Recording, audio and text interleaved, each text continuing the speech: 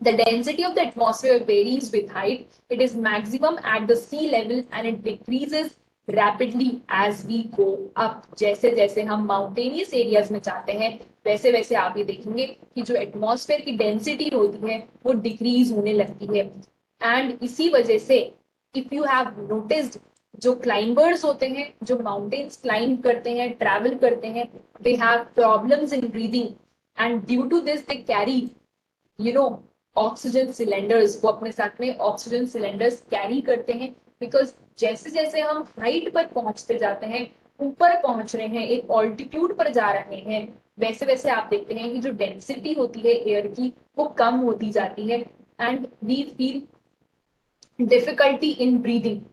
The temperature also decreases as we go upwards. The atmosphere exerts pressure on the earth. Atmosphere एक pressure create करके रखता है अर्थ पर. अभी हम जितनी भी लेयर्स पढ़ रहे हैं एटमॉस्फेयर के अंदर, जितनी भी लेयर्स प्रेजेंट हैं, वो सारी की सारी लेयर्स अर्थ पर एक प्रेशर क्रिएट करके रखती है. अगर ये पूरा का पूरा गैशियस लेयर एब्सेंट हो, ये गैशियस लेयर प्रेजेंट ही नहीं हो, तो आपकी अर्थ किसी काम की नहीं है. This varies from place to place. Some areas experience high pressure and some areas experience low pressure. Air moves from high pressure to low pressure and moving air is known as wind. Very, very important. Air की एक property होती है, wind की एक property होती है. Wind किसे बोला जाता है, विंड की डेफिनेशन क्या होती है? So moving air is known as wind. Moving air को क्या बोलते हैं? विंड बोलते हैं. अब ये विंड जो है, इस विंड के मूव करने का भी पैटर्न होता है. ठीक है, इस विंड के मूव करने का भी पैटर्न होता है. सो ये विंड आपके एक हाई प्रेशर रीजन से ब्लो करेगी एक लो प्रेशर रीजन पर. ये हाई प्रेशर और लो प्रेशर कॉन्सेप्ट आप जब हायर क्लासेस में जाएंगे तब आपको और अच्छे से क्लियर होगा. But for now what you have to keep in mind is that the air moves from high pressure to low pressure. That means किसी एक रीजन में आपके हाई प्रेशर होगा और कहीं पर आपके लो प्रेशर होगा. सो जो विंड का मूवमेंट है, जैसे ही एयर को पता लगा वहां पर लो प्रेशर क्रिएट हो गया है, ये विंड वहां पर चली जाएगी. ठीक है, so this wind will move towards the low pressure reason. जैसे ही इसको पता लगा कि इसके आसपास में कोई ऐसा रीजन है जहां पर लो प्रेशर एरिया डेवलप हो गया है, तो ये विंड हाई प्रेशर एरिया से मूव करके लो प्रेशर रीजन पर मूव कर जाएगी. ठीक है, ये इसकी प्रॉपर्टी है. विंड्स हमेशा ऐसे ही मूव करती हैं.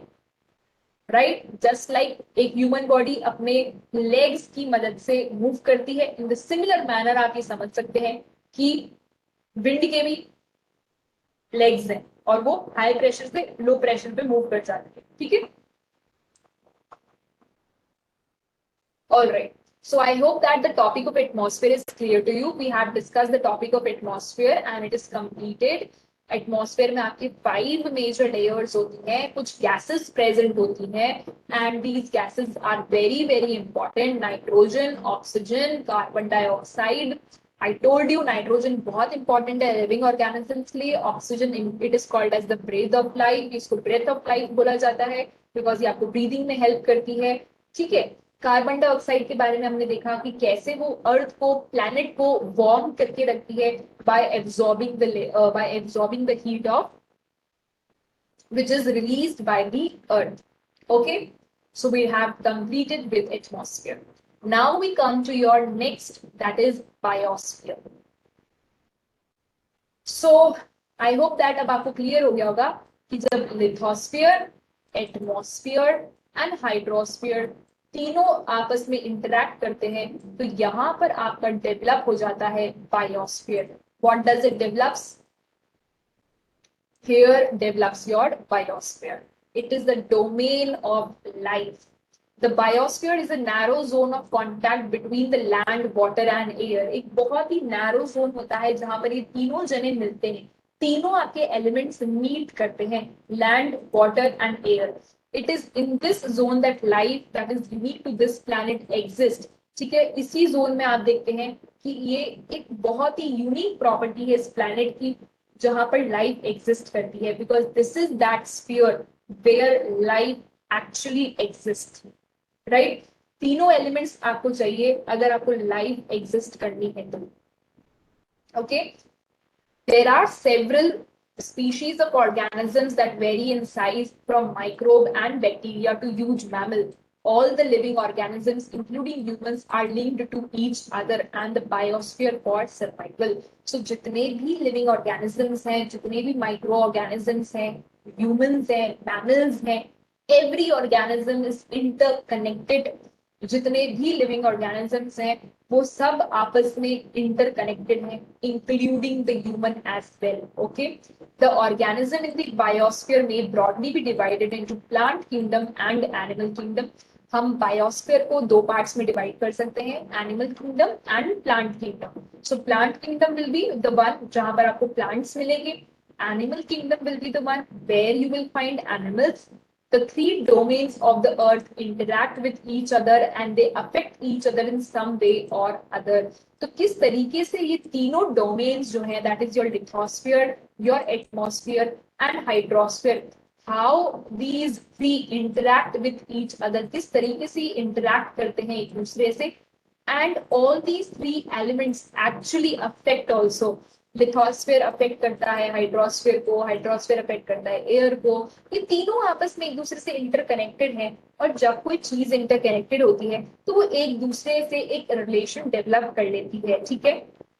For example, cutting of forest for fulfilling our needs of wood or clearing land for agriculture may be lead to fast removal of soil from the slopes, ठीक है। देखो आपको पता है कि लैंड सरफेस पर आपके प्लांट्स ग्रो करे जाते हैं, ट्रीज ग्रो करे जाते हैं, और ये जो ट्रीज और प्लांट्स होते हैं, this is what, this is your lithosphere. ये आपका पूरा का पूरा लैंड जो है लिथोस्फेयर है। इस लिथोस्फेयर पे आपने क्या करा, ट्रीज ग्रो कर दिए। सो अब देखो लिथोस्फेयर के साथ में एक रिलेशनशिप डेवलप हो गया एनवायरमेंट का, एनवायरमेंट का रिलेशन डेवलप हो गया।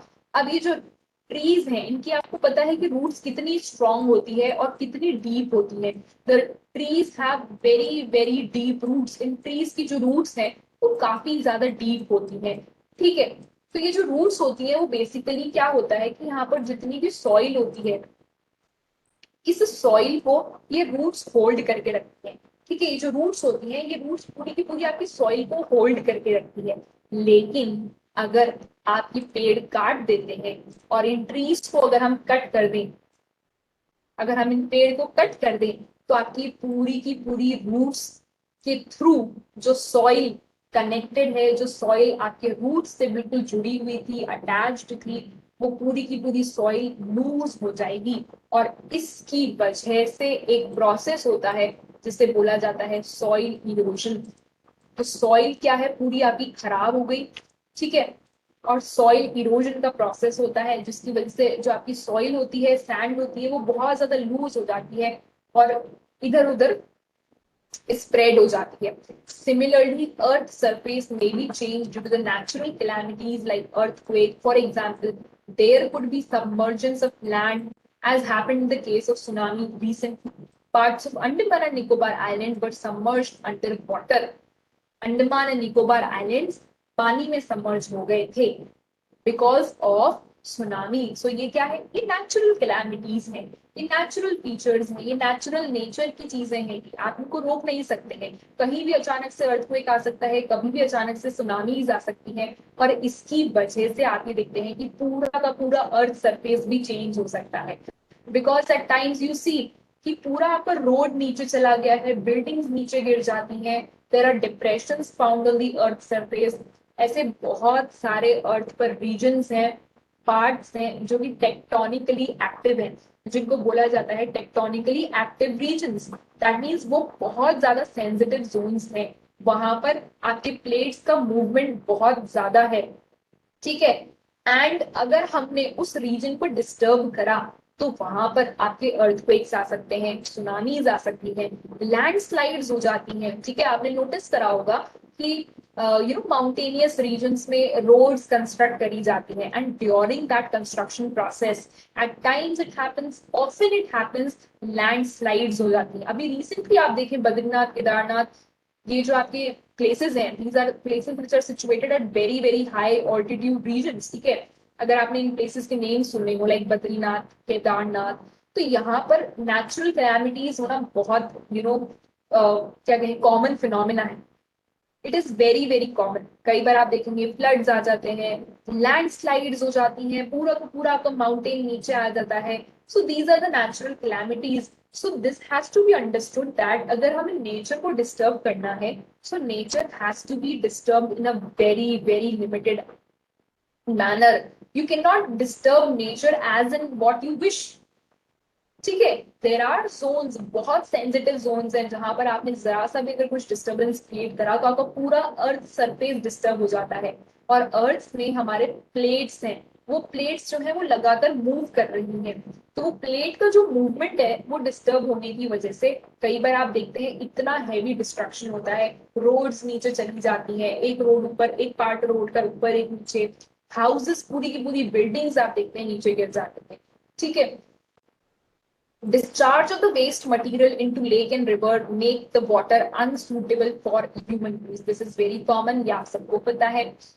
It also damages other forms of life. जो मरीन लाइफ होती है, जो मरीन ऑर्गेनिजम्स होते हैं, पानी में जो एनिमल्स रहते हैं, उनको भी बहुत प्रॉब्लम्स फेस करनी पड़ती है because of the human activities, ठीक है। सो ये जो पूरा पैराग्राफ है ये आपको समझा रहा है कि किस तरीके से ह्यूमंस एनवायरमेंट के साथ में इंटरैक्ट करते हैं और उसे अफेक्ट करते हैं। Lithosphere that is your land surface पर ह्यूमन हैबिटेशन होने लग गया है, ह्यूमंस बड़ी बड़ी बिल्डिंग्स कंस्ट्रक्ट करने लग गए हैं, ठीक है। Then you see hydrosphere, hydrosphere natural feature है, एनिमल्स प्रेजेंट है वहां पर, मरीन ऑर्गेनिजम्स हैं, लेकिन because of the human activities वहां पर लाइक फिशिंग हो गया, इन सब एक्टिविटीज की वजह से, या वाटर पल्यूट करना, उसमें आप गार्बेज थ्रो कर देते हैं, that is actually creating pollution in the water because of which the life of those organisms get affected, ठीक है। नॉट ओनली दिस, अगर हम एयर की बात करें, एटमॉस्फेयर की बात करें, सो ह्यूमंस का एटमॉस्फेयर के साथ में कैसा इंटरेक्शन होता है। आप देखिए इतने सारे व्हीकल्स मूव करने लगे हैं, we are moving from one place to other, इतना ट्रांसपोर्ट नेटवर्क क्रिएट हो रहा है, एयर ट्रैवल करा जा रहा है। Also not only this but industries develop करते हैं, इंडस्ट्रियल एफ्लुएंट्स, इंडस्ट्रीज के थ्रू इतना वेस्टेज निकलता है, इतनी हार्मफुल पॉइजनस गैसेस बाहर निकलती हैं एटमॉस्फेयर में, that pollutes the atmosphere. So this is what it is, how the human is interacting with the environment. किस तरीके से ह्यूमन ने एनवायरमेंट को अफेक्ट करना चालू करा, उनको किस तरीके से एनवायरमेंट डिस्टर्ब करना स्टार्ट कर दिया। और जब ह्यूमन बहुत ज्यादा डिस्टर्बेंस क्रिएट करता है एनवायरमेंट में, तो अर्थ का बैलेंस भी डिस्टर्ब हो जाता है, जिसकी वजह से आपको ये नेचुरल कैलामिटीज को फेस करना पड़ता है। कोविड भी एक बहुत बड़ा एग्जाम्पल है, ठीक है। किस तरीके से आप देखते हैं ह्यूमंस ने एनवायरमेंट को बहुत ही आसानी से लिया, they were like doing everything that they wanted to do, but ultimately आप देखो कितनी बड़ी एक ये प्रॉब्लम हमारे सामने आज खड़ी हो गई, ठीक है। How we actually stopped everything, how we stopped interacting with the environment for a very very long period of time. And जब उस फेज में हमने एनवायरमेंट के साथ हमारे कनेक्शंस को स्टॉप कर दिया, हमने ट्रैवलिंग बंद कर दी ड्यूरिंग द कोविड टाइम्स, आप देखें कि पोल्यूशन लेवल्स कम हो गए। There are reports, there are reports which indicated that the level of pollution has got down. Delhi का पोल्यूशन जो इतना ज्यादा एक्सट्रीम पोल्यूशन रहता है, उसमें भी रिडक्शन देखने को मिला है।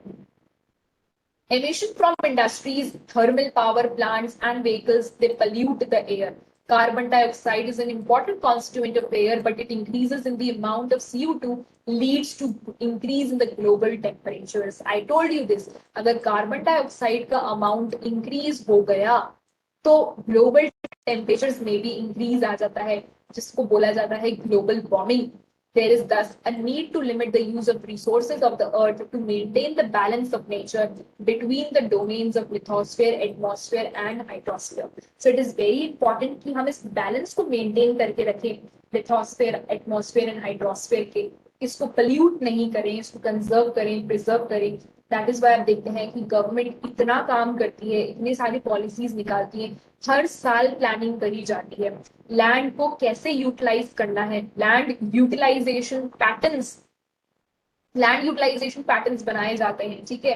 अर्बन प्लानिंग करी जाती है, रूरल प्लानिंग करी जाती है, कैसे हाउसेस का कंस्ट्रक्शन हो रहा है, किस जोन में कंस्ट्रक्शन करा जा सकता है, कहाँ पर कंस्ट्रक्शंस नहीं हो सकते हैं, ठीक है। How to reduce the atmosphere, pollution कैसे रिड्यूस करा जाए। इसलिए आप देखते हैं कि आपके स्कूल्स में प्लांटेशन एक्टिविटीज, अवेयरनेस कैंपेन्स करवाए जाते हैं, सेव अर्थ कैंपेन्स करवाए जाते हैं। All this is what, this is everything is for creating awareness, कि आप लोगों में अवेयरनेस हो। We are living on this planet, we have only one planet where life is possible, so we need to maintain this planet, right. Okay, so with this we complete your chapter. आपका हमने chapter finish कर दिया है, that is major domains of the earth. We have finished it, and I hope that this chapter is clear to you very nicely, because I have explained you everything in very detailed. We talked about continents in detail. We have discussed many times. I have revised with you also everything. Hydrosphere we discussed. Then today we discussed about atmosphere. ठीक है, हमने atmosphere के बारे में आज discuss करा है, जहां पे मैंने आपको कुछ गैसियस लेयर्स के बारे में बताया। ठीक है, कौन कौन सी लेयर्स होती हैं, इंपॉर्टेंट गैसेस हमने डिस्कस करी। Then we also discussed about biosphere, which is one of the main important domain of life. And with this, we complete our chapter. All right. So we just have a very quick revision to what we have done. हम एक बार फटाफट से पूरा chapter revise करते हैं, and then we will do the back exercises. So here are the notes that you can see. We started with the introduction whereby we saw that Earth is the only planet. ये एक ही planet है जहां पर life possible है। हमने life sustaining elements के बारे में बात करी थी, वाटर, लैंड एंड एयर, अब आपको याद हो गए होंगे। लिथोस्फेयर के बारे में बात करी, एटमॉस्फेयर, बायोस्फेयर, ये तीनों आपस में मीट करते हैं, ओवरलैप करते हैं और इंटरैक्ट करते हैं। See they all three are meeting up, एक दूसरे से ये ओवरलैप कर रहे हैं और एक दूसरे से इंटरैक्शन करते हैं। लिथोस्फेयर के बारे में बात करी, लिथोस्फेयर में आपने डेफिनेशन देखी। डेफिनेशन क्या होगी लिथोस्फेयर की, एक सॉलिड पोर्शन होता है अर्थ सरफेस का, जहां पर हम रहते हैं, रॉकी सरफेस है, कंपोनेंट क्या क्या होते हैं, रॉक से मिलकर बना होता है, क्रिस्टल पार्ट है ये अर्थ का, थिन लेयर ऑफ सॉइल यहाँ प्रेजेंट होती है, ठीक है। ओरिजिन ऑफ द वर्ल्ड कहाँ से हुआ है, सी whatever you can see on the screen right now, ये सारे पॉइंटर्स वही हैं जो आपकी बुक में है, but this is the way how you will be writing the answers. आप कोई भी क्वेश्चन अगर एग्जाम में आता है तो आपको उसको आंसर कैसे करना है, ठीक है। सो आप प्लीज इनको नोट डाउन करते जाए अपनी नोटबुक्स में, please note it down, it will be very easy, it will be helpful for you, ठीक है। Then origin of the word, कहाँ से ओरिजिन हुआ है, इस वर्ड का मीनिंग क्या है। फिर हम हाइड्रोस्फीयर के ऊपर आए। हाइड्रोस्फीयर अदर नेम, इसको ब्लू प्लैनेट बोला जाता है अर्थ को। क्यों बोलते हैं, 71% ऑफ द अर्थ वाटर से कवर्ड है, 29% लैंड से कवर्ड है, पर ये 71% में से भी हम ये देखते हैं कि मेजोरिटी ऑफ द पोर्शन जो है वो सॉल्टी वाटर है, ठीक है, सॉल्टी वाटर है जो कि यूजेबल नहीं है, फिट नहीं है। हाइड्रोस्फीयर आपको अलग अलग फॉर्म में मिलता है, ocean, lake, river, ice, glacier, underground water, water vapour. 97% जो अर्थ सरफेस का पानी है दैट इज आपका पूरा का पूरा ओशन में है, ह्यूमन यूज के लिए वो बिल्कुल भी नहीं है। Large portion of the rest of the water is used in the form of ice sheet, glacier, बहुत कम परसेंटेज है जो फ्रेश वाटर है, ठीक है। एटमॉस्फेयर के बारे में बात करी, earth is surrounded by a layer of gas जिसे एटमॉस्फेयर बोलते हैं। बहुत ही यूनिक फीचर है ये, क्यों है, बहुत इंपॉर्टेंट है, इंटीग्रल पार्ट है ये प्लैनेट का। ये आपको प्रोवाइड करता है, एयर प्रोवाइड करता है, which helps in breathing, it protect us from the harmful effect of sun rays also. कहाँ तक ये एक्सटेंड होता है, 1600 किलोमीटर तक। एटमॉस्फेयर का डिविजन कैसा है, डिविजन किसके बेसिस पर करा गया है, सो डिवीजन जो है वो कॉम्पोजिशन, टेम्परेचर और अदर प्रॉपर्टीज के बेसिस पर करा गया। फिर हमने एटमॉस्फेयर को कैसे डिवाइड करा, 5 लेयर में डिवाइड करा है, troposphere, stratosphere, mesosphere, thermosphere and exosphere. Then atmosphere की कॉम्पोजिशन क्या है, ये आपसे क्वेश्चन पूछा जा सकता है एग्जाम में। Nitrogen 78%, oxygen 21%, other gases 1%। Nitrogen 78% है, इसकी इंपॉर्टेंस क्या है, ये लिविंग ऑर्गेनिजम्स के लिए इंपॉर्टेंट है। ऑक्सीजन 21%, इसको ब्रेथ ऑफ लाइफ बोला जाता है। Carbon dioxide very essential plants की ग्रोथ के लिए, बहुत कम अमाउंट में ये प्रेजेंट है, ये सनरेज को एब्जॉर्ब करती है। Then density of the atmosphere जो है वो वेरी करती है, जैसे जैसे हम ऊपर जाते जाते हैं, हाइट पर जाते हैं, ऑल्टीट्यूड्स पर पहुंच जाते हैं, तो density of the air decrease हो जाती है, ठीक है, जिसकी वजह से क्लाइंबर्स जो ट्रैवल ट्रैवल करते हैं या जो माउंटेन्स को क्लाइंब करते हैं, वो अपने साथ में ऑक्सीजन सिलेंडर्स कैरी करते हैं, ठीक है। ऑल्सो जैसे जैसे हम माउंटेन्स पर पहुंचते हैं ऊपर, फ्रॉम द प्लेन एरियाज या नीचे से जब हम ऊपर जाते हैं, तो आप ये देखेंगे कि टेम्परेचर जो है वो डिक्रीज होता जाता है, ठीक है, और आपको थोड़ा थोड़ा कूलनेस फील होगी।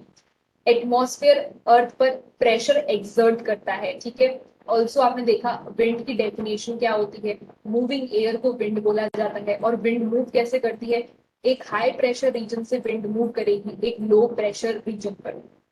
Then we talked about biosphere, जिसे डोमेन ऑफ लाइफ बोलते हैं, इसकी डेफिनेशन क्या है, नैरो जोन होता है जहां पर आपके तीनों एलिमेंट्स मिलते हैं। यूनिक फीचर क्या है इसका, यहाँ पर आपको लाइफ प्रेजेंट है, स्पीशीज ऑफ ऑर्गेनिजम्स, सब जितने भी स्पीशीज ऑफ ऑर्गेनिजम्स हैं वो आपस में एक दूसरे से इंटरैक्ट करते हैं, all of them are connected including the humans also. देन हम बायोस्फीयर में ऑर्गेनिजम्स को दो पार्ट्स में डिवाइड कर सकते हैं, plant kingdom and animal kingdom, ठीक है। देन जो आपके तीनों डोमेन्स हैं, that is your land, your air and your water, ये तीनों डोमेन्स जो हैं, ठीक है, ये कैसे अफेक्ट करते हैं। अगर आपको कभी याद नहीं आए कि आपके कौन से लाइफ सस्टेनिंग एलिमेंट्स है, तो यहाँ पर आप एक वर्ड याद कर सकते हैं, दिस इज द ट्रिक, जिसको बोला जा रहा है यहाँ पर लॉ, ठीक है। तो आप एक वर्ड याद करें कि लाइफ सस्टेनिंग एलिमेंट्स जो हैं वो कौन से हैं, लॉ। सो लॉ को अगर आप ओपन करेंगे, so L will be for lithosphere, A will be for air, that is your atmosphere, and W is your water, which will be for hydrosphere, ठीक है, because water is hydrosphere। so आप एक word याद कर सकते हैं यहाँ पर, जिसको बोला जा रहा है लॉ, ठीक है, लॉ। आप ये ट्रिक है, इस ट्रिक को याद कर लीजिए। अगर आप कभी भूल जाते हैं कि आपके कौन से मेजर डोमेन्स हैं, which are your major domains, ठीक है, सो आप ये ट्रिक याद कर लीजिए, the three major domains are law, और जब ये तीनों मिलते हैं तो ये तीनों मिलकर के बायोस्फीयर बनाते हैं, ठीक है, क्लियर। अब किस तरीके से इंटरैक्ट करते हैं ये हमने डिस्कस कर लिया। फॉरेस्ट को कट करा जाता है, एग्रीकल्चरल एक्टिविटीज होती हैं, कैलामिटीज हमें देखने को मिलती हैं बहुत सारी, वेस्ट मटेरियल हम डिस्चार्ज कर देते हैं, कार्बन डाइऑक्साइड का क्या रोल है, ठीक है। And then finally you come to a conclusion कि किस तरीके से हमें अर्थ पर जितने भी रिसोर्सेज हैं उनको यूटिलाइज करना चाहिए in a very efficient manner. Also, we talked about continent, ocean basins. Continent क्या होता है, लार्ज लैंडमास होता है, एलिवेटेड लैंडमास होता है। ओशन बेसिन आपकी ह्यूज वाटर बॉडीज होती हैं। प्लीज आप इनको नोट डाउन कर लें कॉपी में, to keep on writing whatever I am showing you. अब आप इसको प्लीज नोट डाउन कर लें, ठीक है। हाईएस्ट माउंटेन पीक कौन सी है, ग्रेटेस्ट डेप्थ आपकी मेरियाना ट्रेंच है। मैक्सिमम लैंडमास जो है वो आपका पूरा का पूरा नदर्न हेमिस्फीयर में लाई करता है। फिर हमने कॉन्टिनेंट्स के बारे में बात करी, हमने एशिया कॉन्टिनेंट डिस्कस करा, लार्जेस्ट कॉन्टिनेंट है। यूरोप भी डिस्कस करा था, smaller than Asia, Ural mountains के थ्रू सेपरेटेड है, आर्कटिक सर्कल यहाँ से पास होता है। अफ्रीका के बारे में हमने डिस्कस करा है, ठीक है। Please keep on noting down these things, it is very important कि अगर आप नोट कर लेंगे तो आपको ये याद हो जाएगा। I am showing you North America, then we discussed about South America, Australia, Antarctica,